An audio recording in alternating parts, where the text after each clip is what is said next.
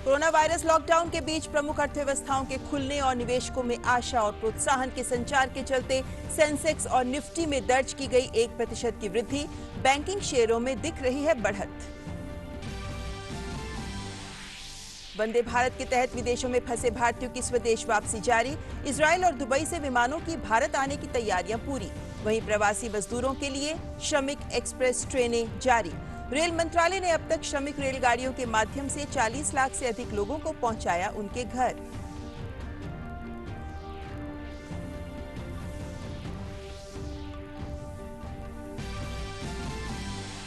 दुनिया भर में कोरोना संक्रमितों की संख्या 54,98,000 के पार। मरने वालों की संख्या हुई 3,46,000 से ज्यादा।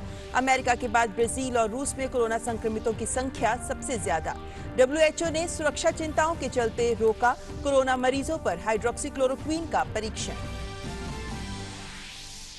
दुनिया भर में कोरोना से जंग जारी। सर्वाधिक प्रभावित देश अमेरिका में मौत का आंकड़ा पहुंचा 98,000 के पार। वहीं ब्रिटेन ने लॉकडाउन में ढील देते हुए की 15 जून से गैर आवश्यक खुदरा दुकानों को फिर से खोलने की घोषणा। तो स्पेन में अब 1 जुलाई से विदेशी आगंतुकों को नहीं गुजरना होगा 2 सप्ताह के क्वारंटीन से। देश के पश्चिमी और उत्तर के अधिकतर हिस्सों में गर्मी का सितम जारी।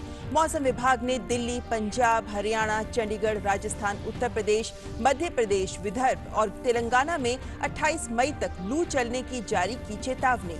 आज तापमान के सबसे अधिक रहने का अनुमान।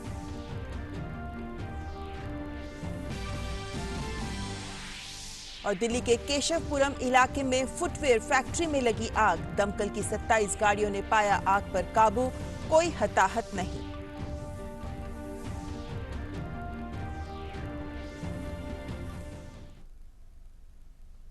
नमस्कार, आप देख रहे हैं डीडी न्यूज और इस वक्त की खबरों के साथ मैं हूं ममता चोपड़ा। सरकार ने कोविड-19 से निपटने के लिए राज्यों और केंद्र शासित प्रदेशों के साथ मिलकर सक्रिय दृष्टिकोण और बेहतरीन प्रबंधन के माध्यम से इस महामारी की रोकथाम और बचाव के लिए कई कदम उठाए हैं जो काफी कारगर साबित हुए हैं। इन्हीं प्रयासों का परिणाम है कि देश में 60,490 लोगों को इस महामारी से निजात मिल चुकी है। वायरस के कारण अब तक 4,167 लोगों की मौत हो गई है। हालांकि इस बीमारी का रिकवरी रेट अब बढ़कर 41.57% हो गया है। देश में सक्रिय मामलों की संख्या की बात करें तो ये 80,722 है।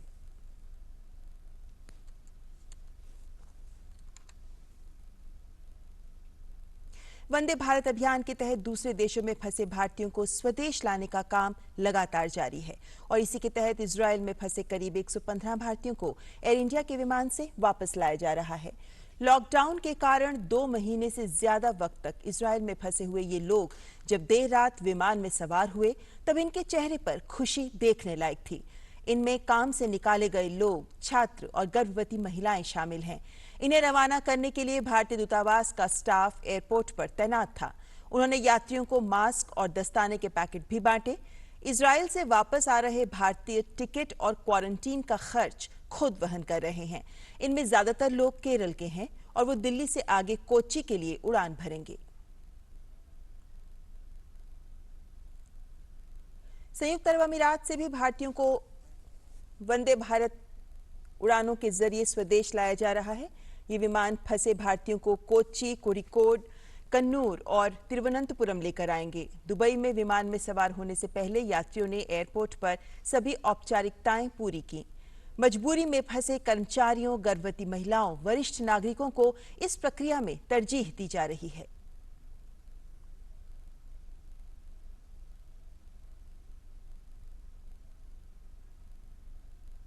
और वहीं प्रवासी मजदूरों के लिए भी श्रमिक एक्सप्रेस ट्रेनें देश में लगातार चलाई जा रही हैं। रेल मंत्रालय श्रमिकों को अपनी मंजिल तक पहुंचाने के लिए तेजी से रेलगाड़ियों का संचालन कर रहा है। 40 लाख से ज्यादा लोगों को उनके गृह राज्य भेजा जा चुका है। गुजरात के मोरबी से श्रमिकों के लिए उत्तर प्रदेश, झारखंड, बिहार, ओडिशा, मध्य प्रदेश समेत कई राज्यों के लिए आज श्रमिक स्पेशल ट्रेन रवाना की गई। इससे पहले कल 4,469 मजदूरों को लेकर 3 ट्रेनें मोरबी रेलवे स्टेशन से बिहार, यूपी और झारखंड के लिए रवाना की गई थी।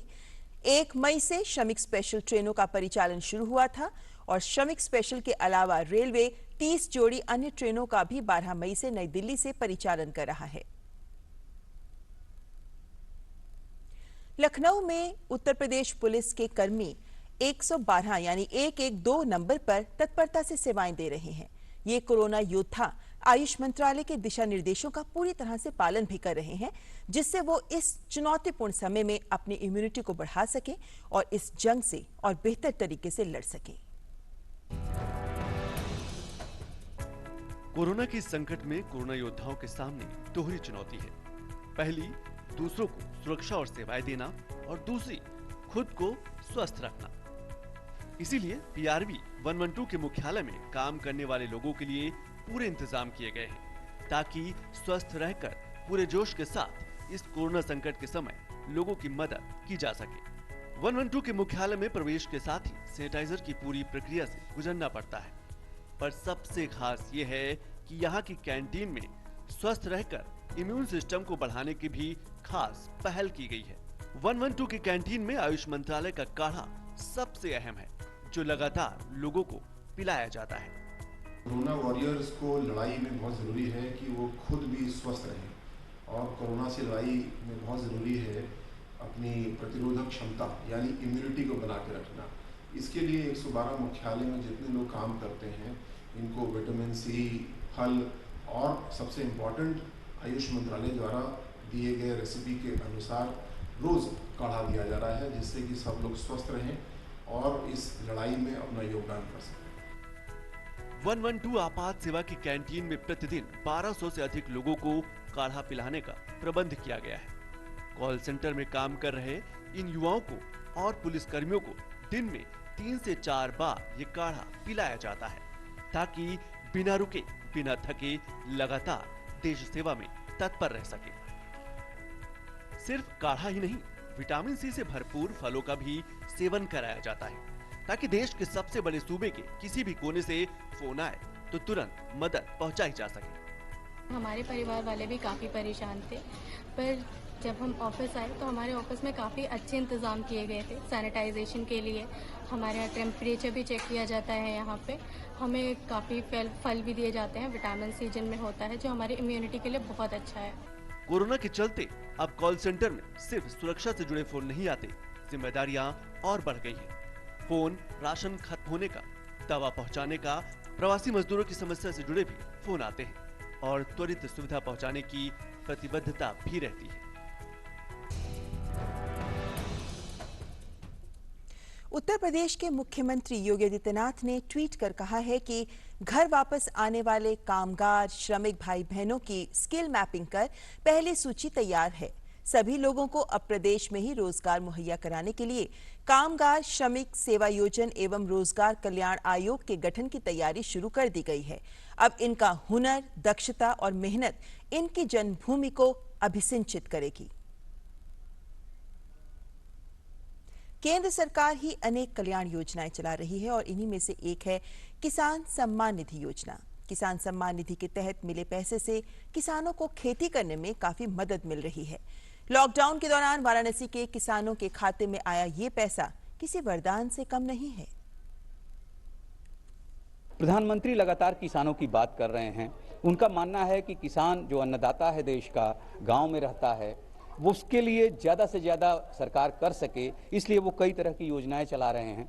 इनमें ही एक योजना है किसानों के लिए, जिसके तहत इनके खाते में पैसा आ रहा है। मैं इस समय करसड़ा पतेरवा गांव में हूं, और यहाँ पे कुछ किसान हैं जो ये बता रहे हैं कि इनको किस तरह से वो रकम मिल रही है।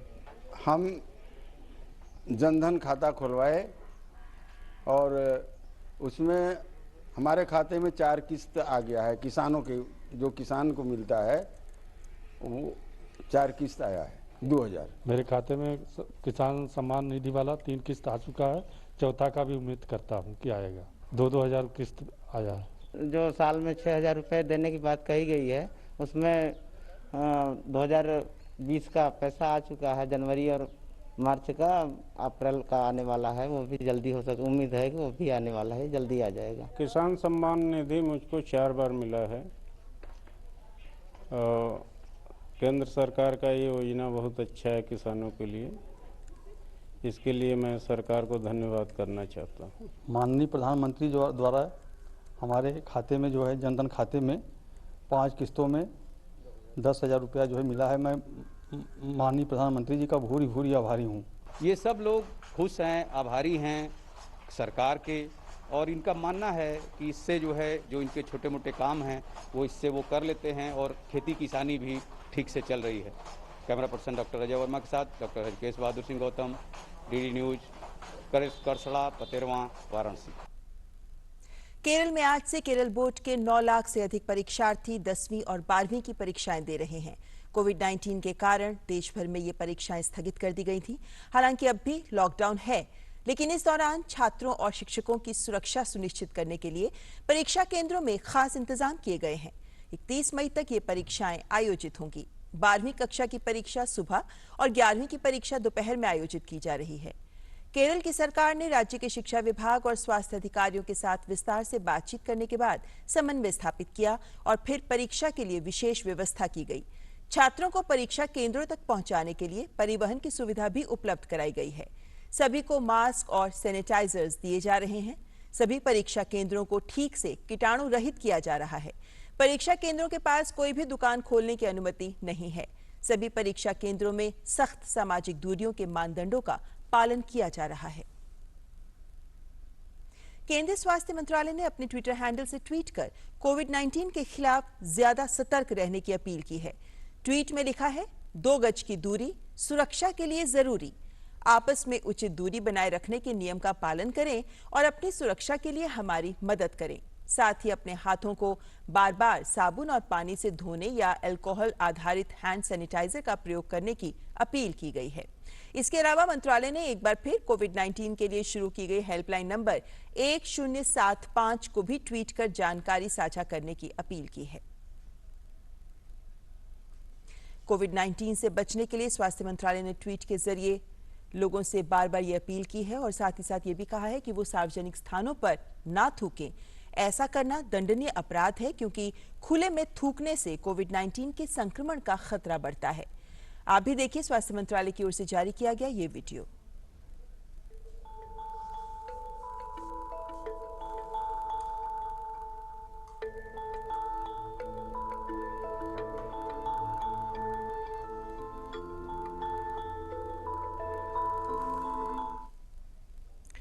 महाराष्ट्र के अकोला में पंजीकृत श्रमिकों को केंद्र सरकार की तरफ से आर्थिक मदद और प्रधानमंत्री गरीब कल्याण योजना के तहत अन्य मदद दी जा रही है।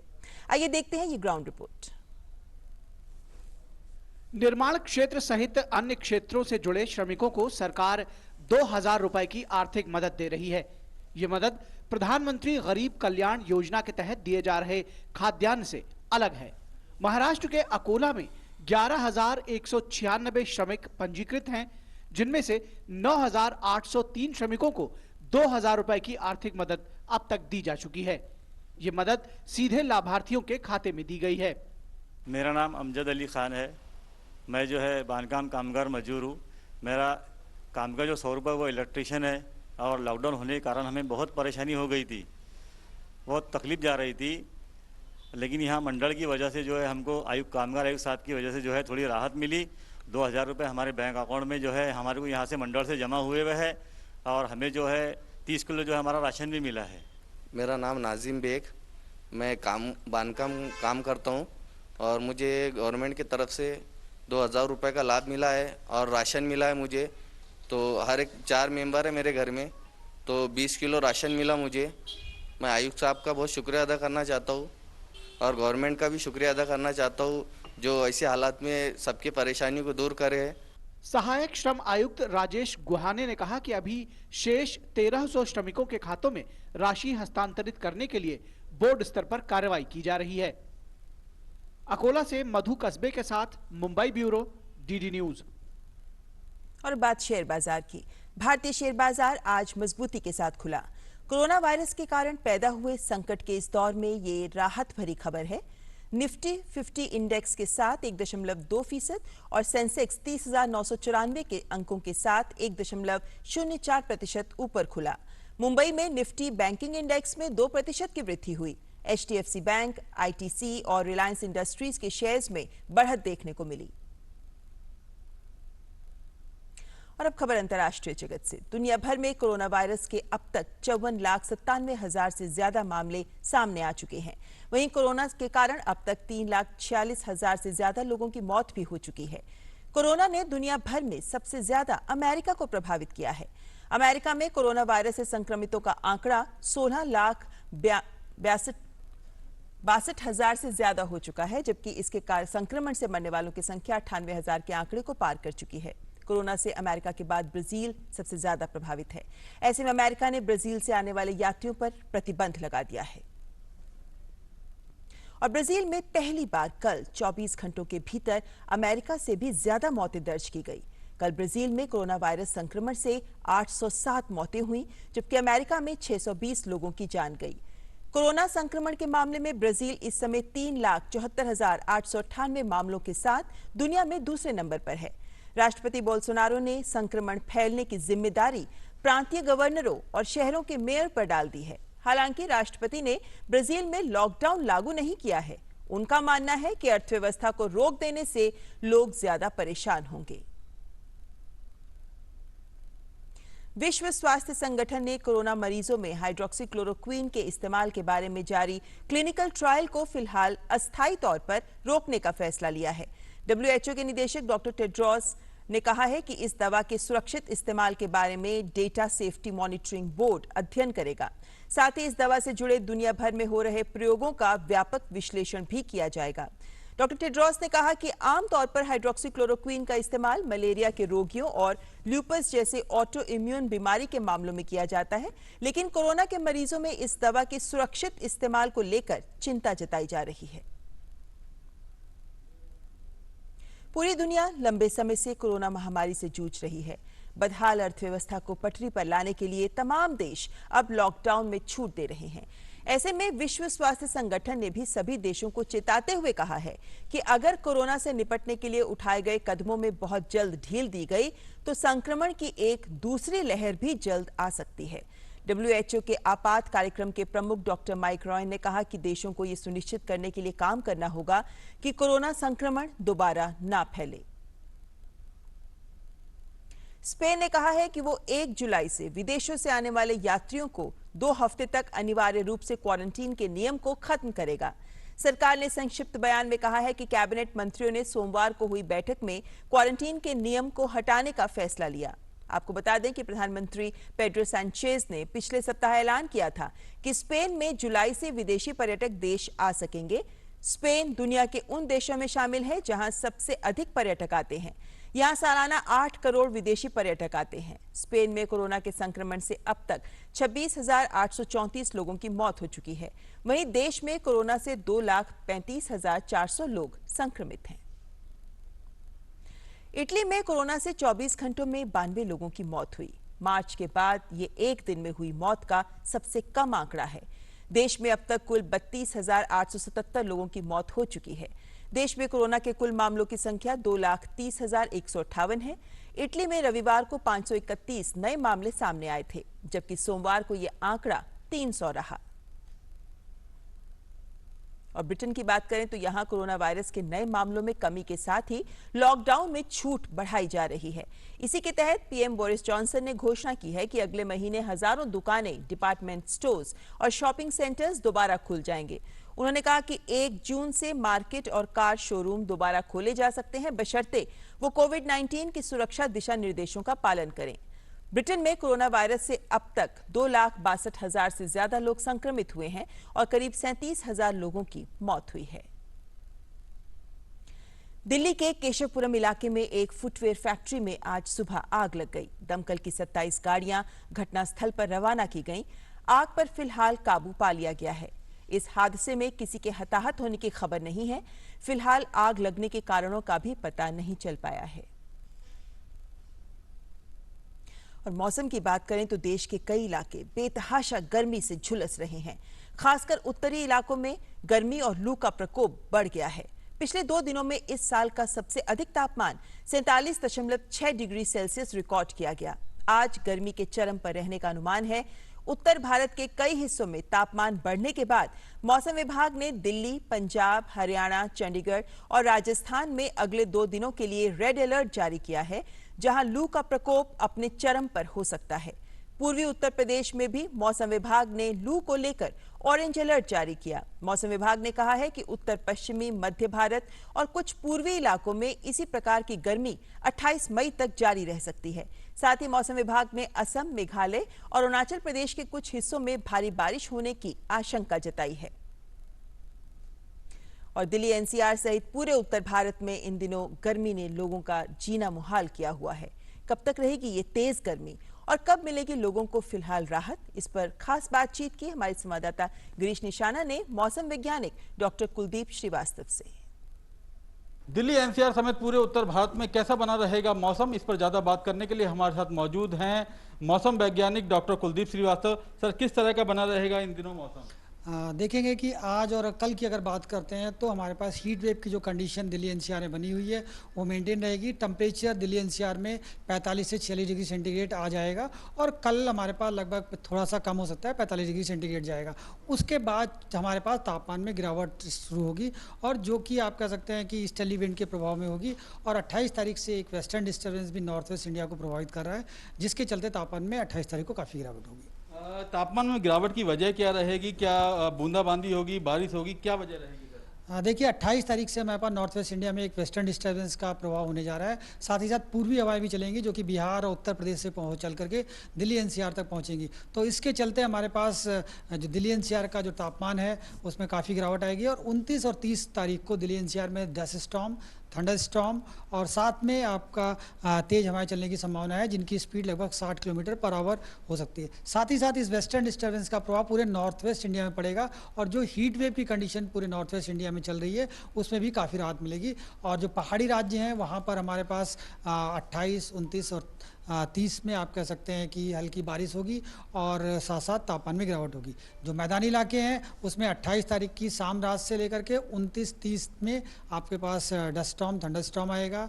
जो राज्य हैं मुख्यतः पंजाब, हरियाणा, दिल्ली एनसीआर, नॉर्थ राजस्थान और साथ ही साथ उत्तर प्रदेश के तमाम इलाके हैं जहाँ पर डस्ट स्टॉर्म, थंडर स्टॉर्म आने की संभावना है। हल्की बारिश होगी और साथ साथ तेज हवाएं चलेंगी जिनकी स्पीड लगभग 60 किलोमीटर पर आवर हो सकती है। अभी हीट वेव की कंडीशन कहाँ कहाँ बनी रहेगी? अभी देखेंगे कि आज अगर राज्यवार हम बात करते हैं तो पंजाब के 1-2 स्टेशन पर हीट वेव बनी रहेगी। हरियाणा का जो साउथ हरियाणा का इलाका है जो कि दिल्ली एनसीआर से लगा हुआ है, यहाँ पर तापमान काफ़ी ज़्यादा रहेंगे जो कि लगभग 46-47 डिग्री सेंटीग्रेड के आसपास रहेंगे। साथ ही साथ जो राजस्थान का इलाका है यहाँ के लिए हमने रेड कलर वार्निंग इशू की है, जिसमें तापमान ज़्यादातर जगहों पर 45 डिग्री सेंटीग्रेड से रहेंगे और कुछ जगहों पर ये 47 डिग्री सेंटीग्रेड भी आ जा सकते हैं। साथ ही साथ जो उत्तर प्रदेश का जो दक्षिणी इलाका है जो कि मध्य प्रदेश से लगा हुआ है, यहाँ पर भी हमारे पास 47 डिग्री सेंटीग्रेड तक का इलाका टेम्परेचर जा सकता है। मुख्यतः जो आगरा और अलीगढ़ के आसपास का एरिया है, साथ ही साथ जो इलाहाबाद और बांदा के आसपास का इलाका है, वहाँ पर टेम्परेचर आज भी 47 डिग्री सेंटीग्रेड जा सकता है। तो जो साउथ यूपी का इलाका है, और राजस्थान का इलाका है, यहाँ के लिए हमने रेड कलर में चेतावनी जारी की है। तो ये थे डॉक्टर कुलदीप श्रीवास्तव जो बता रहे थे कि अभी गर्मी को यूं ही सहना पड़ेगा, लेकिन 28 तारीख की रात दिल्ली एनसीआर समेत उत्तर भारत के काफ़ी इलाकों में गर्मी से काफ़ी राहत भी मिलेगी। कैमरामैन जगपाल सिंह के साथ गिरीश निशाना, डीडी न्यूज, दिल्ली। भारतीय सेना के अधिकारी मेजर सुमन गवानी को संयुक्त राष्ट्र सैन्य gender advocate of the year award 2019 के लिए चुना गया है। सुमन संयुक्त राष्ट्र मिशन के तहत दक्षिण सूडान में तैनात थीं। इस दौरान उन्होंने एक शांति दूत के रूप में महिलाओं और बच्चों को यौन हिंसा से बचाने जैसे विषयों पर कार्य किया। उनके साथ ब्राजील की नौसेना अधिकारी कमांडर कार्ला मोंटेरो डे कास्त्रो अरूजो भी अवार्ड प्राप्त करेंगी। 29 मई को संयुक्त राष्ट्र महासचिव गुटेरेस की अध्यक्षता में एक ऑनलाइन समारोह के दौरान मेजर सुमन गवानी और ब्राजील की नौसेना अधिकारी कमांडर कार्ला मोंटेरो डे कास्त्रो अरूजो को ये पुरस्कार दिया जाएगा। इस समय पूरी दुनिया कोरोना वायरस से जंग लड़ रही है। ऐसे में केंद्रीय स्वास्थ्य मंत्री डॉक्टर हर्षवर्धन ने कोरोना वायरस से जंग लड़ रहे योद्धाओं को समर्पित एक वीडियो गीत सोशल मीडिया पर शेयर किया है। आपको छोड़े जाते हैं इस गीत के साथ। नमस्कार।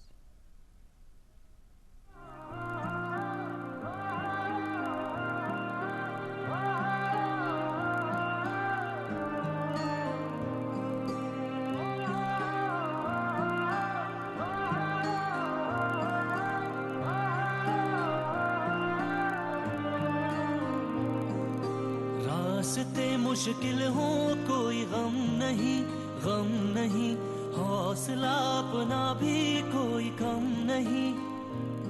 हाँ रास्ते मुश्किल हो कोई गम नहीं, गम नहीं, हौसला अपना भी कोई कम नहीं। जो जिद पे अड़ जावा तो कुछ भी कर जावा, वतन पे मर जावा, मर जावा, मर जावा। यही अपनी ज़मीं, यही अपना धर्म, बस वंदे वंदे वंदे मातरम। अपनी ज़मीं, यही अपना धर्म, वंदे वंदे मातरम। अपनी ज़मीं, यही अपना धर्म, बस वंदे वंदे वंदे मातरम।